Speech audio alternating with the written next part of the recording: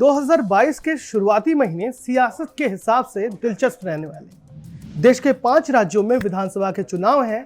जिन राज्यों में चुनाव हैं उनमें सबसे ज्यादा लोगों की नजर यूपी में रहने वाली है। यूपी के सियासी रण में ऐसे तो तकरीबन आधा दर्जन दल ही लड़ाई में नजर आते हैं, लेकिन चुनाव से 6 महीने पहले ही छोटी पार्टियां सक्रिय दिख रही हैं। कांग्रेस के प्रदेश अध्यक्ष अजय कुमार लल्लू ने बयान दिया है कि उनकी पार्टी किसी कीमत पर बड़े दलों से गठबंधन नहीं करेगी और छोटे दलों को लेकर ही साथ चलेगी। चुनावी समर में कूदने की बात हो रही है, छोटे दलों के साथ कूदने की बात हो रही है, तो एसपी अध्यक्ष अखिलेश यादव का ऐलान भी याद कर लीजिए कि वो भी कह चुके हैं कि छोटे दलों को एकजुट कर चुनाव लड़ेंगे।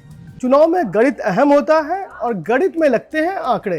आंकड़ों के आधार पर ही सियासी दल अपना चुनावी समीकरण बिछाते हैं, बिसात बिछाते हैं।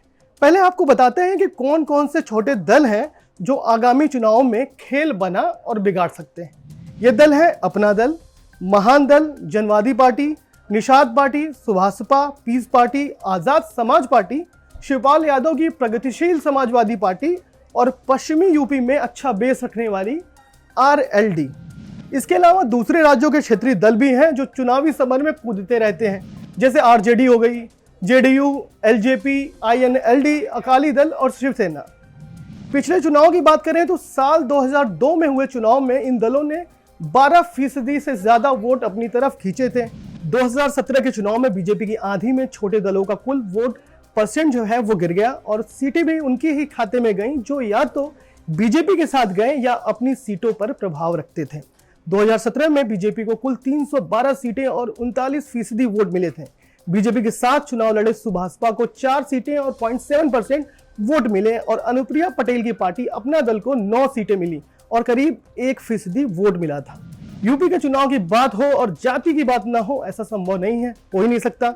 जातीय समीकरण और संख्या का खेल ही इन छोटे दलों को चुनाव के वक्त प्रासंगिक बना देता है। उत्तर प्रदेश में छोटे दलों ने गठबंधन की राजनीति शुरू कर हमेशा से जातियों को सहेजने और भुनाने की कोशिश की है, जो कोशिश इस बार भी जारी है और इसका प्रभाव हर इलेक्शन में देखने को मिलता है। मोटा मोटी देखें तो राज्य में ओबीसी सबसे बड़ा वर्ग है जिसकी हिस्सेदारी 44% है, अगड़े 16%, दलित 21% और मुस्लिम 19% है।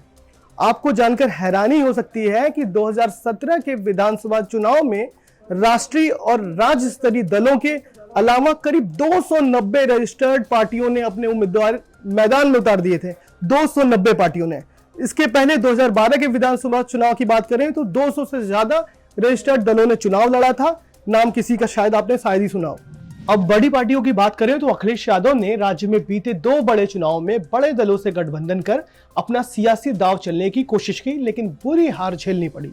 साल 2017 में कांग्रेस के साथ मिलकर विधानसभा चुनाव लड़ना हो या फिर 2019 में अपनी कट्टर प्रतिद्वंदी बीएसपी के साथ मिलकर लोकसभा का चुनाव लड़ना हो सकता है एसपी के साथ गठबंधन के बावजूद हार से सबक लेकर कांग्रेस ने भी सबक लिया हो और छोटे दलों से हाथ मिलाने की रणनीति बनाई हो। अब 2022 में भी एसपी और कांग्रेस छोटे दलों को साथ लेकर दूसरे दलों के वोट बैंक में सेंधमारी के फिराक में है। कुल बात इतनी है कि ये छोटे दल चुनाव के समय वोटों को साधने, डेंट मारने और जातीय समीकरण के गणित को साधने के लिए प्रासंगिक हो जाते हैं। इस बार बड़े दल जाति और संख्या की गणित के कॉकटेल के सहारे चुनावी समर में उतरना चाह रहे हैं। कांग्रेस जहां अभी जातियों को लुभाने के लिए कई तरह के आयोजन कर रही है, वहीं एसपी ने संजय चौहान की पार्टी जनवादी पार्टी और केशव देव मौर्य के महान दल से गठबंधन किया है। वहीं पश्चिमी यूपी में देख लिए तो वहां की सियासत में प्रभाव रखने वाली आरएलडी के साथ उसका पहले से ही गठबंधन है।